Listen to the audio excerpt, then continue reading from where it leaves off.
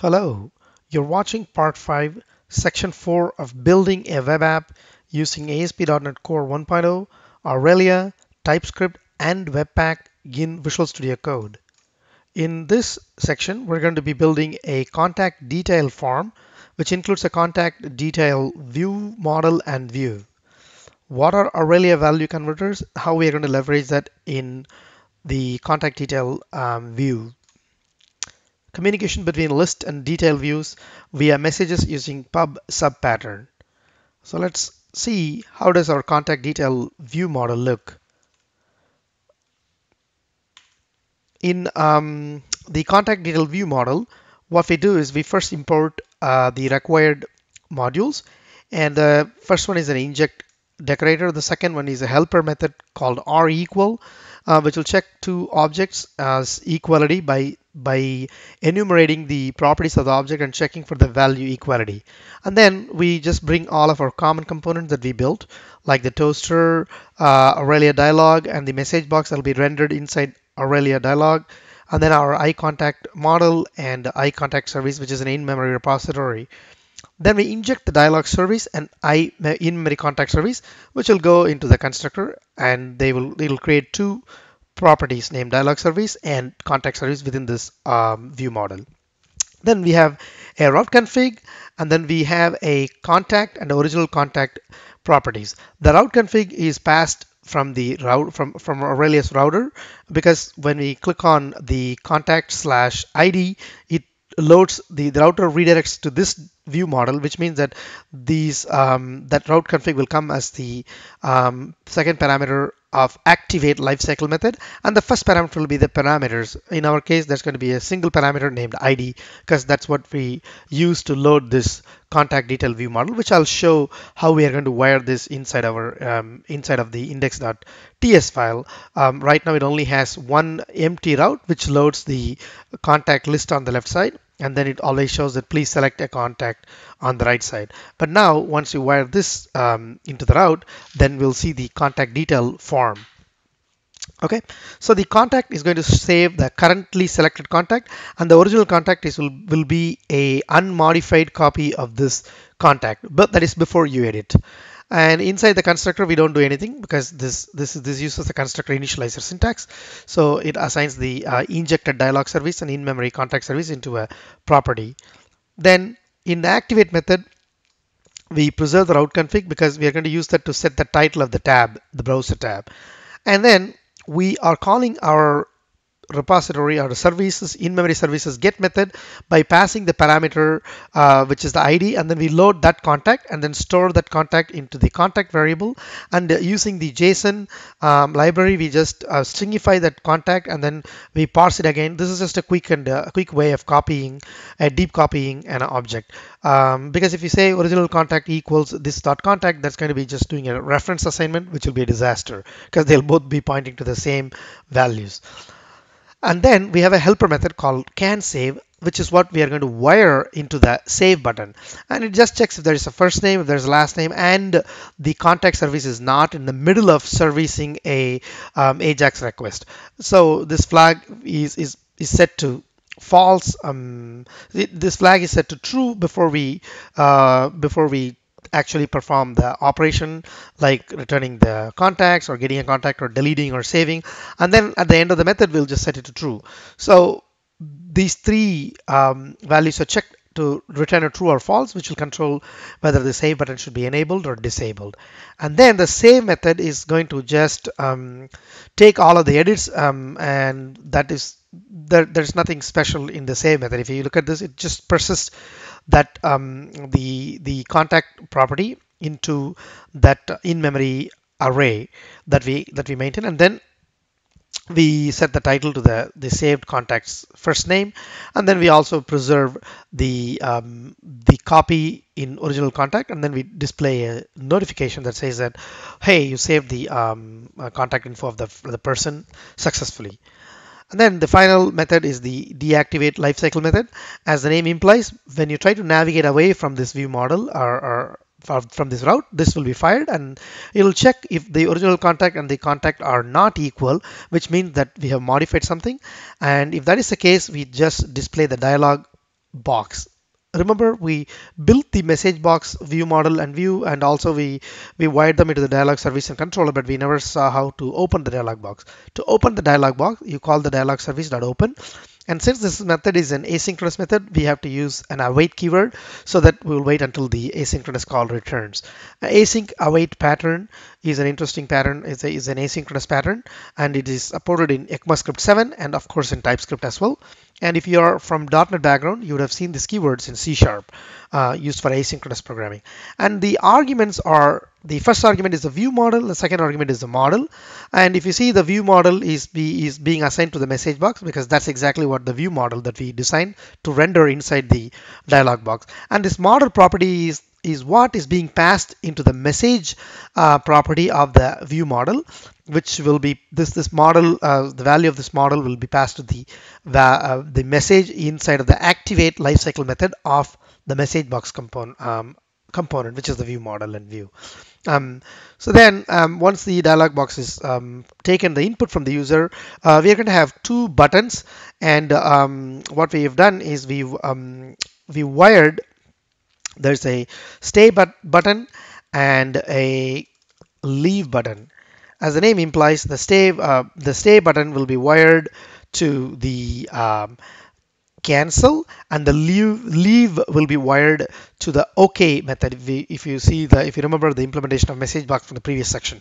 So we are checking if the response was not cancelled, which means the user clicked leave, and if the response was cancelled, that means the user clicked stay, which means when you click on leave, we have to return a true value, because that way this can deactivate will return true, which means that we are ready to navigate away.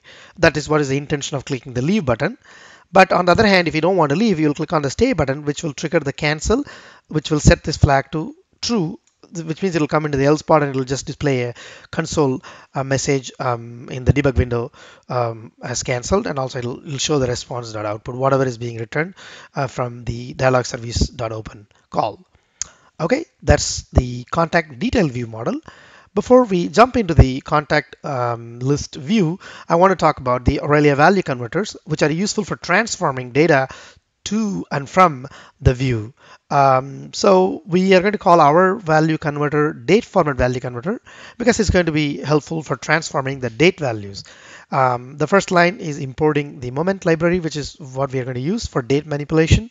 And then by convention, it ends with value converter, and the name of the converter is date format. And it has two helper methods, not helper methods, two methods that must be implemented by convention, named to view and from view. Again, if you are interested in two-way binding, then you must implement both of them. But otherwise, it's okay to implement either one of them, depending on whether you want the data to be converted and pushed to the view, or do you want to convert the data from the view back into the view model. So as the names imply, to view will take the value and the format parameter and then use them to call the moment library to return a beautiful string that is readable. If no format parameter is passed, it's going to default to mm/dd/yyyy, which is the format used in North America. Similarly, from view will take whatever you selected in your date field and then convert that into a JavaScript date object and to store it into the view model. So that is the value converter, which we'll leverage inside of the contact detail view. And the contact detail view, the first four fields are nothing fancy, because it's very straightforward two-way binding, because we are using value.bind and we are assigning them to contact.firstname, last name, email, and phone number. Whereas the last one is a date value, and if you remember, we built a date picker component on top of the bootstrap date picker library, and it has a value property, and we explicitly say that I want a two-way binding, which means that I can leverage my date format converter. This is the syntax that we'll use in the view. We use the pipe symbol followed by the value converter, and you are not restricted to just one value converter. You can pipe this to another value converter and so on. As you know, if you are familiar with the operating system concepts of Unix and Windows, pipes are very commonly used to take the output of the first command, pass it to the second command as input, and then you can again pipe that command's output into the next command in the pipeline. So that's exactly the same concept used in Aurelia. Um, and then the last one is the button, and then the click dot if delegate is pointing to the save method, which is going to save the contact, and the disabled attribute is bound to the can save property, which we checked in the previous page, where it checks if there's a first name, last name, and if there is no services in the middle of the processing, then this will be enabled. So you can click on the save button. Okay, that concludes the contact detail view and view model. Now let's jump into Visual Studio Code and we'll build it. Okay, so inside of the contact manager, I'm going to create two files, contact detail.typescript for the view model and contact detail.html, which is for the view. Okay, and I'll copy and paste the code, completed code from my downloaded source code. And that is, first let us copy the view model, and then we'll copy the view.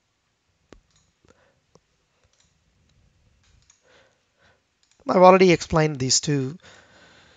It has the helper methods. It has the activate hook, and then the deactivate hook, as well as the save helper method and the can save method that is being wired to the save button. So let us save this by clicking save all. And now we have to wire this inside of our um, inside of the route. Okay, if you go back to the index.ts, if you remember, we commented this out. Now it's time for us to uncomment that. So it is now matching the pattern contacts and the token ID. And when there is a URL segment that matches this pattern, it'll load the contact manager contact detail component, which is what we just wrote.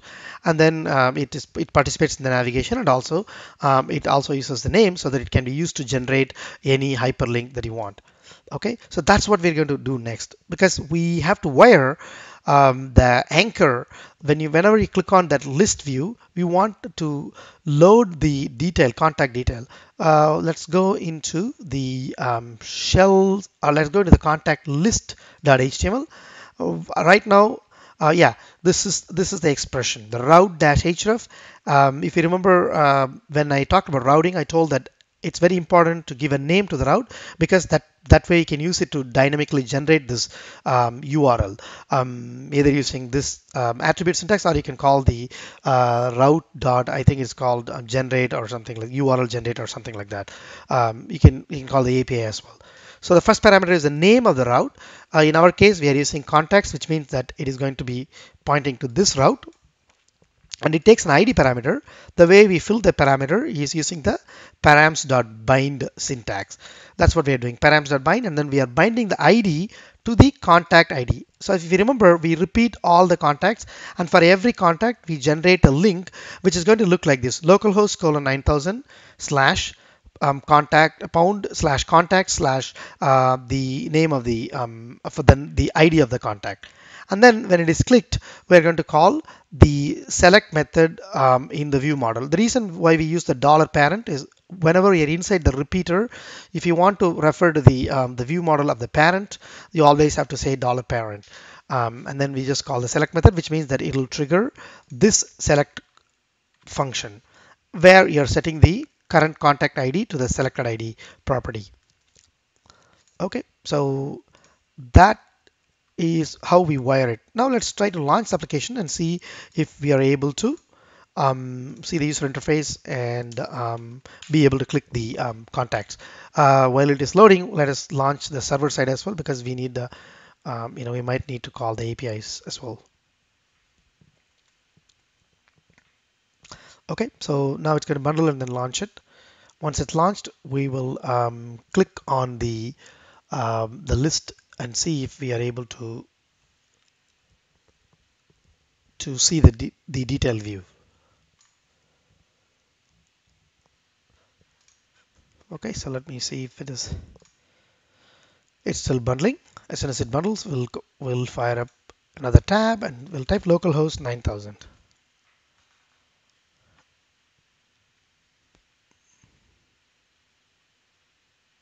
Okay, it's bundling.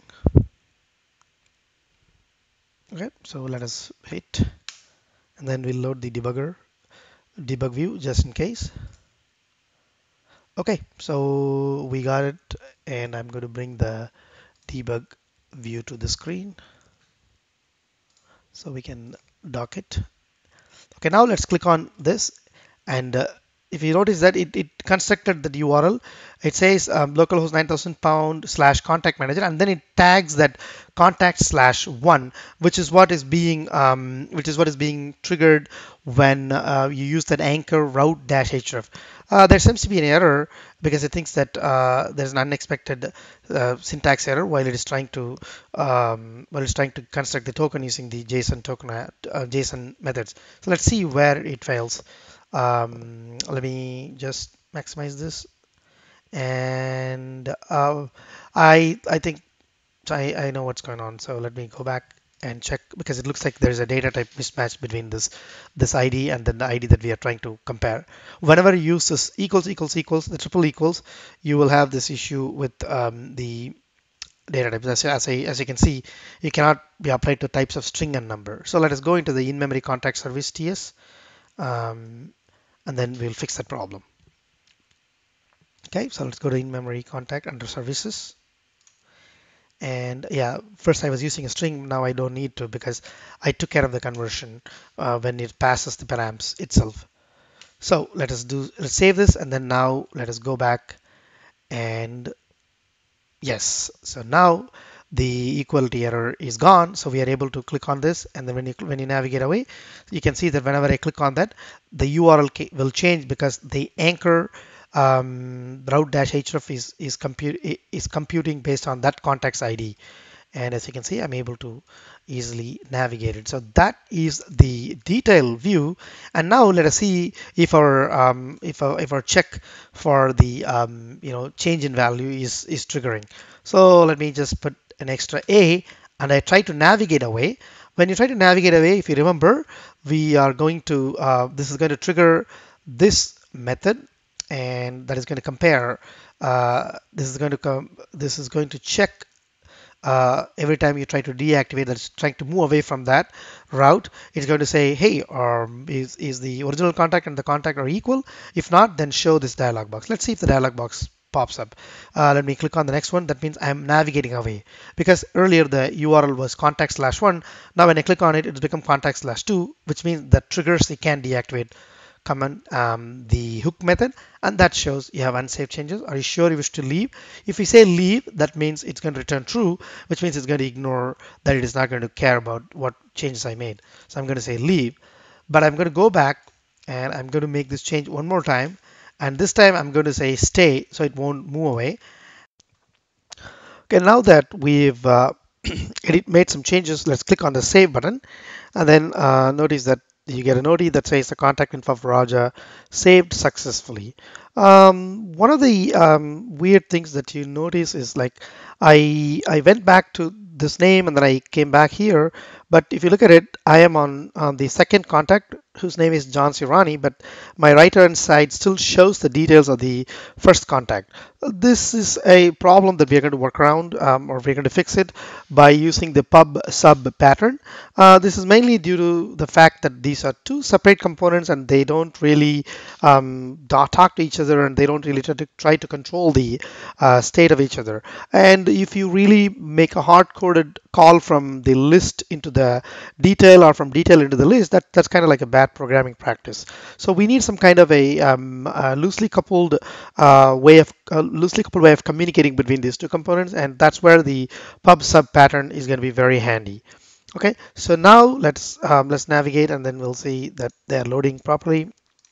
Then we'll try to click on the new contact, and we'll see that there will be a new contact added with the name new contact, because it's going to check if there is a first name and last name. Since that is not there, it'll assume that it's a new contact. And now let's go ahead and add some contact, a new contact, and we'll give some phone number, and also we'll select a date. Like, for example, I'll just go back a few years, and then we will select 1973, then we will select February 15th. Okay, and now let's click on save. So as you can see, we're able to save it, and then we are able to get that immediately added into the system, into that in-memory array. But the funny thing is when you just go back and then if you hit refresh, this will go away because it's reading it again all over from the repository, and the repository only has a 4 hard-coded in-memory contacts. Okay, so now let's focus on fixing the issue by using the pub sub pattern. Okay, so let's go back into our slide, and here's a diagram that will explain how these two components are communicating with them using the pub sub pattern. For example, on the left hand side we have the contact details, the contact list view, and on the right side we have the contact details. And what we are going to do is we are going to publish whenever something happens on the details, we are going to publish it, and then this list view will subscribe to that. So what we will communicate between them is called a message, and we define two messages. The first one is called contact updated, the other one is called contact viewed, and as you might have guessed by now, they only have a constructor that takes the contact that has been updated or the contact that has been viewed. So if you notice that these two components are two separate components and they don't have any tight coupling, they are loosely coupled, but yet they are able to communicate communicate what has happened in the state of themselves using the messages. And the component that we'll use to communicate or to subscribe or to publish is called event aggregator. That is an Aurelia component. It's called event aggregator, and it has methods called publish and subscribe, and it can take the second argument, which is the type of the message that you want to publish or subscribe. Okay, so we are going to use this, and we will communicate between the detail view and the list view. The detail view, whenever there is some changes or whenever something has been viewed, it will communicate to the list view. Okay, and then we'll go ahead and add that. First, we'll add the messages class, and here are those two simple messages. I just went ahead and added them ahead of time. So it's a very simple class. One is contact updated, the other one is contact viewed, and then they have constructors which takes the contact that is being updated or viewed. Okay, then I will go into the index.ts, and these are just plain classes. They are not really components or anything, so we really don't have to add them because they are not really anything to do with view or anything. We are just going to just import them and use them in our contact detail as well as in our contact list. Okay, the next thing that we want to do is to add publishing and the subscription code. Okay, so that needs to happen. First, we'll do everything from the publish side, which is going to be in the contact detail component. Okay, so let us take a look at what we are going to do. I'll explain that, and then we'll come back to the code and we'll make some changes. Okay, here we go.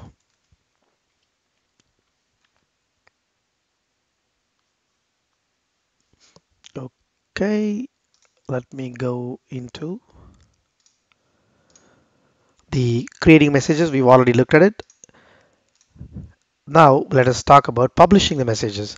And we already talked about the event aggregator component that is very important for enabling loosely coupled pub/sub messaging. And in the contact detail.ts in the view model, we are going to first indicate that a contact is being viewed as soon as we go into the activate method, and then when we get the contact using the ID, we just want to let the list view know that, hey, I'm viewing the contact that you selected in your side. And then before it deactivates, again we ask for the confirmation, and once the user says that no, I don't want to leave, I want to stay, then we want to again communicate saying that the contact hasn't changed, it's the same contact, so I'm still viewing the same contact. So that communication happens once from activate and once from can deactivate. Then the next one is contact updated, and that will happen obviously on the save method because that's where we're saving it. So what it does is right after it saves, it just in the promise then call, it'll just say that, hey, I've updated a new contact, and this is the contact that has been updated. And you might have guessed by now that both these messages will be used in subscription by the contact list.ts, which is going to be the next slide. So let's go there. In the contact list.ts, subscribe will subscribe to both contact viewed and contact updated. The both of these can be subscribed in the constructor itself, but just because you can subscribe in any method you want. All that matters to you to the system is whenever this message is received, it is going to use this lambda expression. And in this case, what we are doing is when a contact is viewed, we want to make sure that that is what we are highlighting on our left side. And this dot select method, as you know, will set the selected ID to the ID of the contact that is being selected or viewed on the details view. Similarly, when the contact is being updated, what we want to do is we want to find that contact in our in our contacts array, and then I want to assign that found contact into my into the actual found property. So that this is what happens when you want to assign that exact element into the array back. So you get the reference, but then you do a value copy of the found contact. We'll jump into our implementation and we'll start filling in the pub sub code.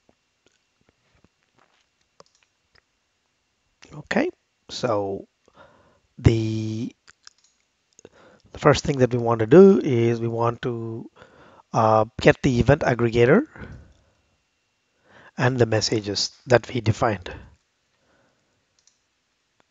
Okay, so then we want to get the event aggregator, and we have to inject that.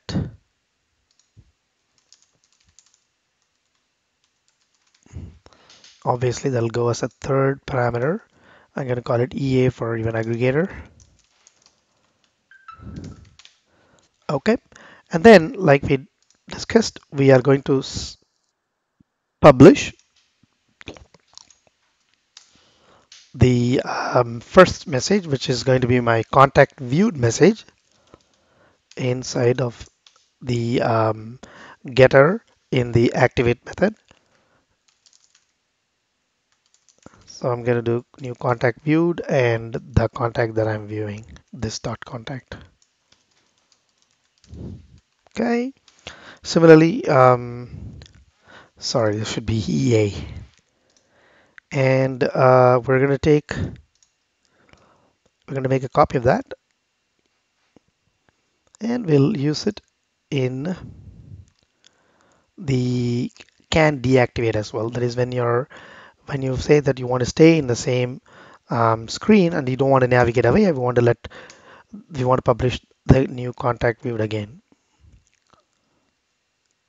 Okay, let's see why it's complaining about it. Yeah, because I forgot to add the keyword private, which means only then it'll become a property. Okay, now that error is gone. Okay, so then the next one is we want to publish the contact updated message, which is going to be done inside of my save method. I'm going to do that. This.ea.publish. Right before we show the notification, we want to publish that as well. This is only one side of the story. Just because we publish, nothing is going to happen magically unless there is a listener or a subscriber who receives the message and then acts on that, which is what we're going to do next. That's going to be done inside of the we're going to do that inside of our contact list class.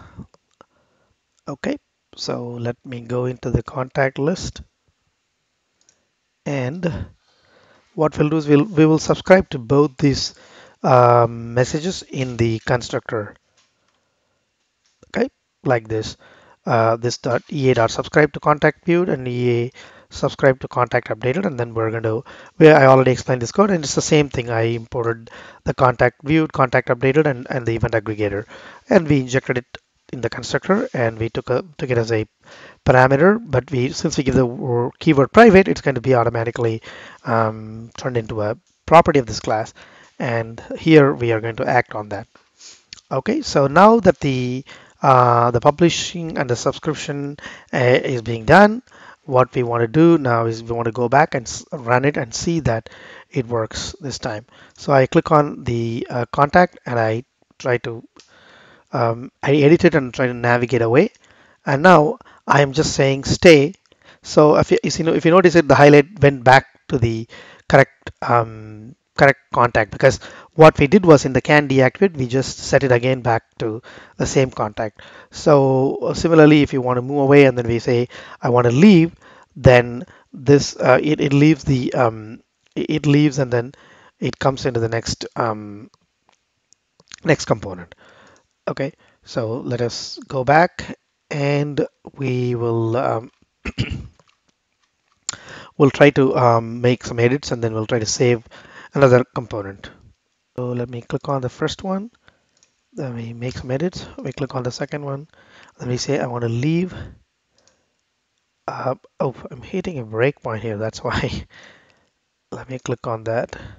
Yeah, so now we no longer have that problem of whether we want to whether the right hand side details view is not is correctly picking up the selected contact because of that pub sub pattern being wired. Okay, so that concludes the implementation of the contact details view. So so what we will do next is we will actually start focusing on the server side, and we will implement an ASP.NET API for the contacts, and we will put them in the contacts controller.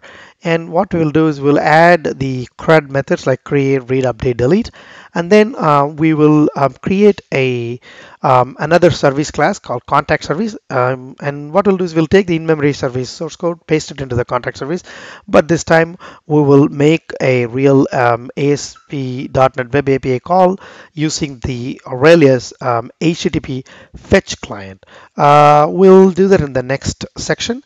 Until then, happy coding.